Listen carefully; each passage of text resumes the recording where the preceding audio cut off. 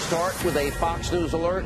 If you're like most Americans, you didn't watch today's impeachment charade, here's the big takeaway. Another huge dud and, frankly, an embarrassing spectacle for the entire country.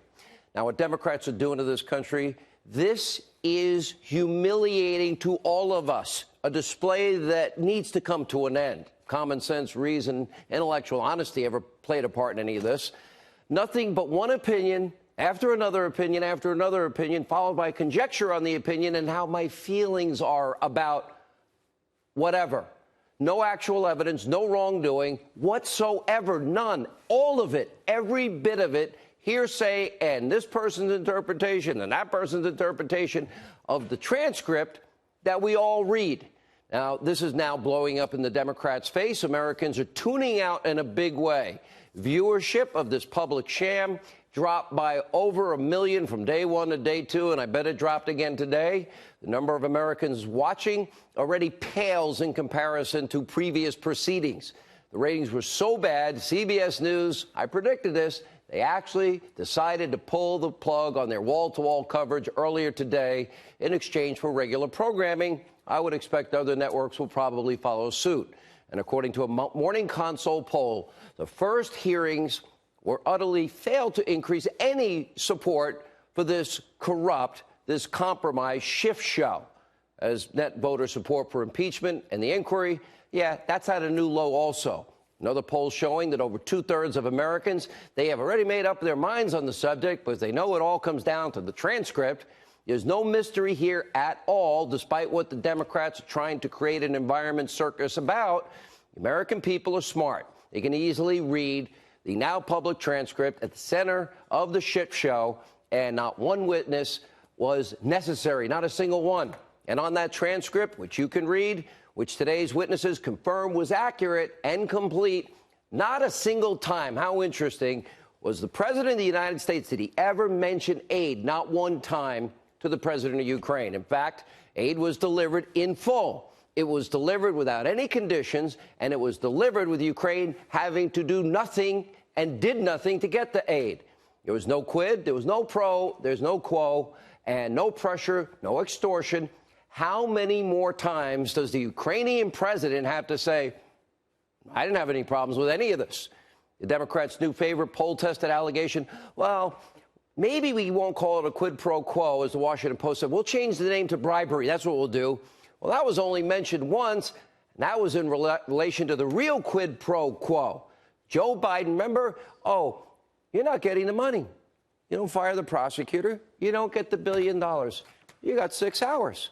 Now, if you fire the prosecutor, who he was told was investigating his zero-experience son, then I'll give you the $1 billion. Okay, why is his son being paid millions of dollars? No experience in Ukraine, no experience in oil, gas, or energy. Oh, because his son of the vice president. Watch this. Multiple Democratic members of this committee gave TV and radio interviews over this past week discussing how the president's conduct supported his impeachment for committing bribery. For the longest time, this was all about quid pro quo, according to the whistleblower complaint. But after witness began saying there was no quid pro quo, or even that quid pro quo was not even possible, we saw a shift from the Democrats. They briefly started to refer to the president's conduct on the July 25th call as extortion. And now it's shifted again last week to bribery. Ms. Williams, you've never used the word bribery or bribe to explain President Trump's conduct, correct? No, sir. Colonel Vindman, you haven't either. That is correct.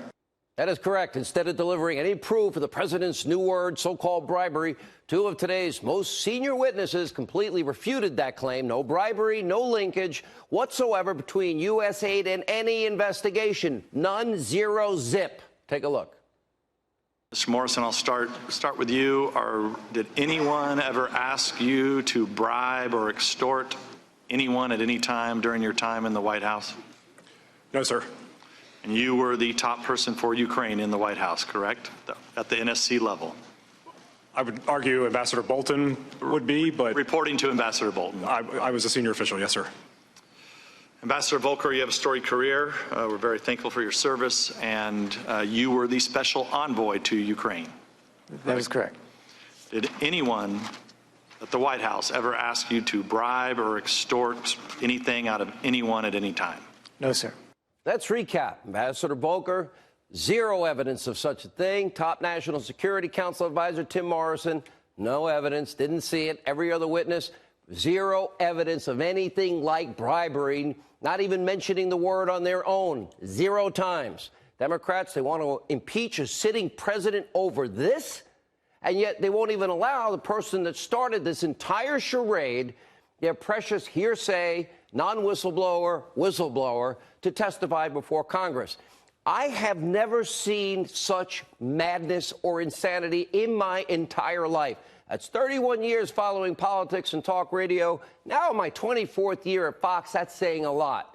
And as ranking member Devin Nunes pointed out, there's a very good reason that you have the compromised, the corrupt, congenital liar, Adam Schiff, and he wants to keep the whistleblower in hiding. There's a good reason for that, because he lied again. Take a look. What was the full extent of the whistleblower's prior coordination with Chairman Schiff, his staff, and any other people he cooperated with while preparing the complaint? What are the whistleblower's political biases and connections to Democratic politicians?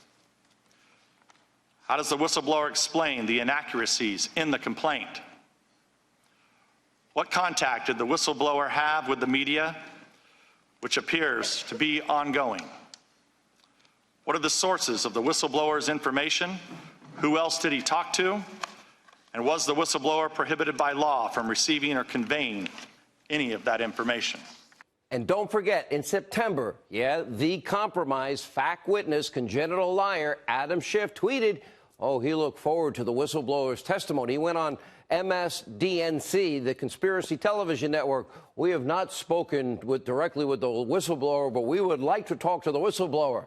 Another lie by the congenital liar. And a short time after, media outlets reported that Schiff's office, in fact, was actually meeting and advising the non-whistleblower, hearsay whistleblower from the beginning. And Schiff completely reversed his opinion. And no longer wanted the whistleblower to testify. And then yet another shocking twist. Now the congenital liar, he claims he knows nothing about the whistleblower's identity. You're following along? This is the level of insanity we've got going on here, and corruption. And by the way, he's the guy, that guy, who lied to this country for 3 straight years, saying we have all the evidence of Trump-Russia collusion. He's a liar, a congenital liar. And, of course, the idiots in the media mob, they are following their beloved congenital liar over the cliff again.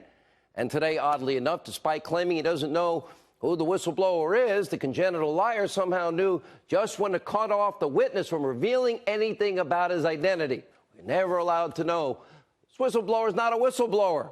Look at the statute. We've examined it on this program. Take a look. As you know, the intelligence community has 17 different agencies. What agency was this individual from? If I could interject here, we don't want to use these proceedings. It's our time, I know, Mr. Chair. but we need to protect the whistleblower. Please stop. I want to make sure that there's no effort to out the whistleblower through the use of these proceedings. I only read out, outside of the NSC, 2 individuals. 2 individuals. Das Kent and one other person. And you're not willing to tell us who that other individual is? Mr. Chairman, point of order. Mr. Chairman. Mr. Chairman, point of order. This committee will not be used to out the whistleblower.